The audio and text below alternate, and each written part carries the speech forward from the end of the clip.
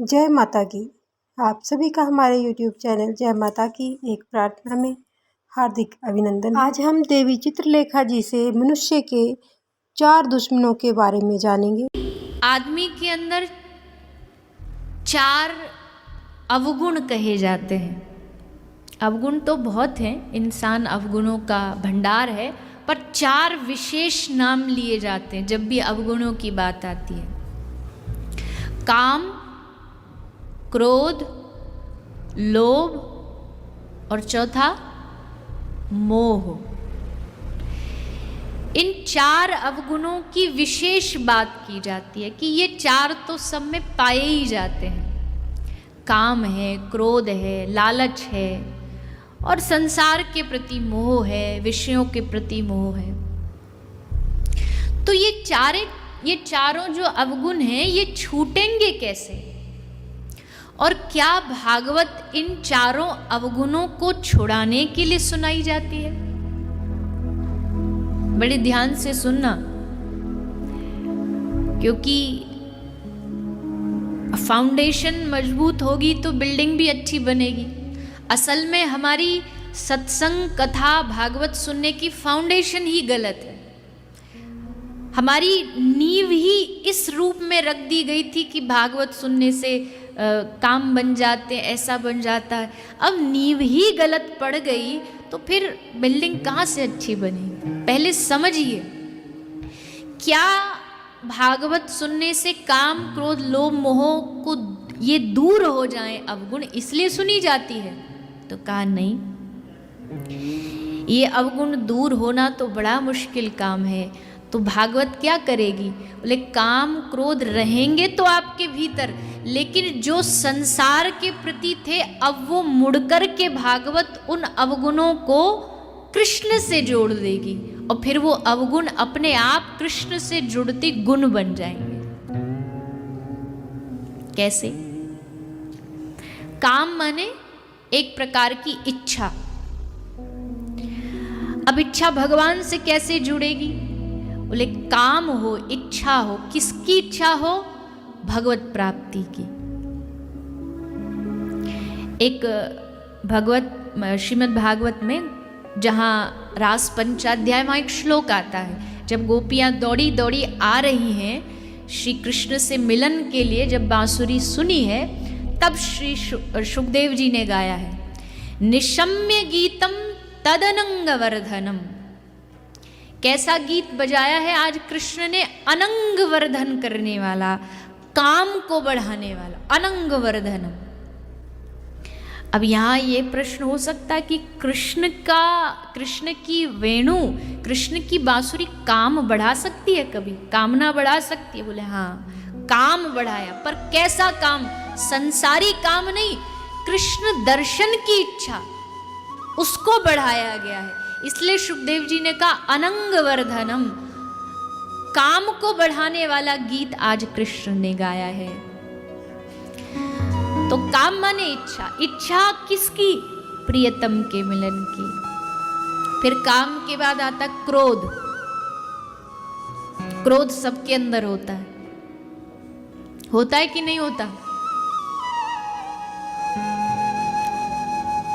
है ऐसा कोई सिद्ध महापुरुष यहाँ पर जो हाथ उठा के हिम्मत से कह सके जी हाँ, हम में नहीं है क्रोध, हमने क्रोध को जीत लिया? एक महात्मा जी 40 साल हिमालय की गुफा में तप करके आए और तप क्या, क्रोध पर विजय प्राप्त करी। तपस्या करके आ गए बिहारी जी के मंदिर में। बिहारी जी के मंदिर तो आपको पता है कितनी भीड़ होती है वहाँ। कौन किसको, कोई वीआईपी सब कोने में धरे रह जाते हैं, सब एक दूसरे को धक्का देते हैं। तो किसी का पाँव वो बाबा के पाँव पे चढ़ गया तो बाबा एकदम गुस्से में बोले, खबरदार, तुझे पता नहीं मैं कौन हूँ? मैं फलाना महात्मा, 40 साल हिमालय में रह के मैंने क्रोध पर विजय प्राप्त की, तेरी ये हिम्मत, तू मेरे पाँव पे पाँव रख रहा है? भक्त बड़ा हंसा, बोले वाह महात्मा जी, 40 साल में आपने ये विजय प्राप्त करी कि पाम पे पाम धर दिया तो आप आग बबूला हो गए। कहना बड़ा आसान है, पर क्रोध पर विजय प्राप्त करना बड़ा मुश्किल कार्य है। तो फिर क्या करें? बोले क्रोध जब भगवान से जुड़ जाएगा तो क्या होगा? बोले फिर संसार पे क्रोध नहीं आएगा, फिर अपने आप पे क्रोध आएगा कि तू कैसे अपना जीवन बर्बाद कर रहा है, हर दिन तू अपने व्यर्थ में गवा रहा है, तूने अब तक भगवान की ओर देखा तक नहीं, फिर अपने आप पे क्रोध आएगा, अपने आप पे हीन भावना आएगी। कई लोग कहते ना मैं बस गलत होते नहीं देख सकता, बस ये ही नहीं सहा जाता मुझसे, लेकिन जब खुद गलत करते तब अपने आप को कभी कहा कि तू कितना अपना समय व्यर्थ कर रहा है, ये भी तो गलत है? कभी अपने आप पे क्रोध किया? नहीं। तो काम क्रोध, क्रोध आएगा पर किसी और पर नहीं, अपने कर्मों पर, कि मानस मनुष्य देह मैंने व्यर्थ में गवा दी, स्मरण क्यों नहीं हो रहा मुझसे भक्ति क्यों नहीं हो रही, मुझे भगवान पे पूर्ण भरोसा क्यों नहीं हो पा रहा, फिर अपने आप पर क्रोध आएगा। काम, क्रोध। तीसरा लोभ। लोभ किस चीज का होगा जब भगवान से जुड़ जाएंगे? बोले उनको निहारने का लोभ, उनको छूने, उनको स्पर्श करने का लोभ, उनको देखने का लोभ, उनके साथ बातें करने का लोभ, ये लोभ प्रकट होगा।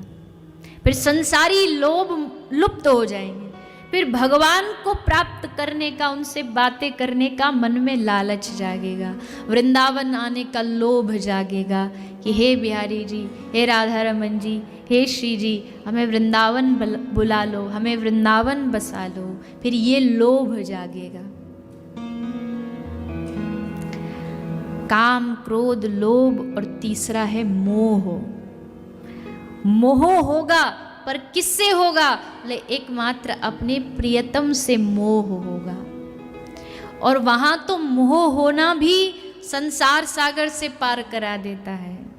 भगवान से जिस होता है, एक लोभी का धन से मोह होता है।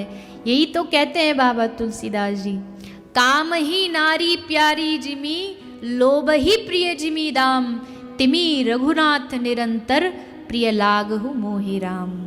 इतना दे दो बस मुझे। क्या?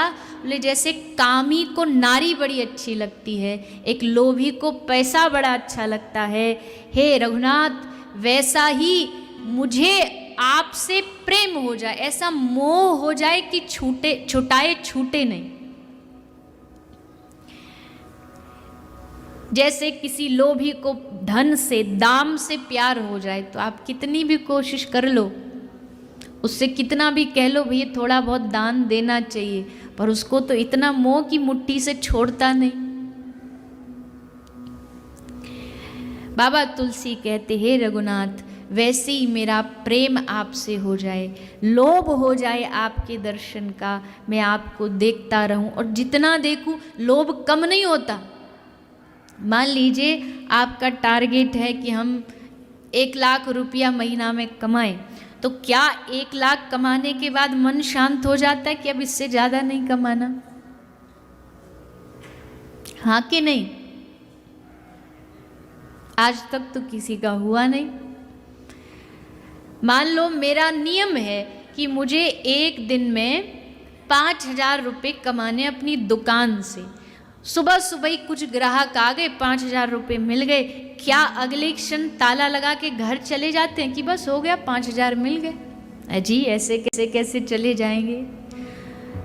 जितना आए उतना कम है, उतना ही लोभ बढ़ता जाता है, और आए और आए। वैसे ही जो एक बार श्री प्रभु से जिसको प्रेम हो जाए, उसका लोभ कभी कम नहीं होता। कभी लगता है भगवान बातें करे, कभी लगता है भगवान स्पर्श करे, वो देख देख करके ही राजी होता रहता है। ये इतने सारे लोग ब्रज में आते हैं, वृंदावन आते हैं पागलों की भांति, कोई हर सप्ताह आता है, कोई हर महीने आता है। क्यों? क्योंकि श्री ठाकुर जी ने इनको पकड़ लिया है, इनका लोभ ठाकुर जी बढ़ा रहे हैं। और जब एक बार वो आ जाता है, श्री ठाकुर जी उसको एक बार पकड़ लेते हैं, तो फिर उसको संसार की कोई वस्तु प्रिय नहीं लगती। जगत के रंग क्या देखूं, तेरा दीदार काफ़ी है, करूं मैं प्यार किस किस से, तेरा एक प्यार काफ़ी है।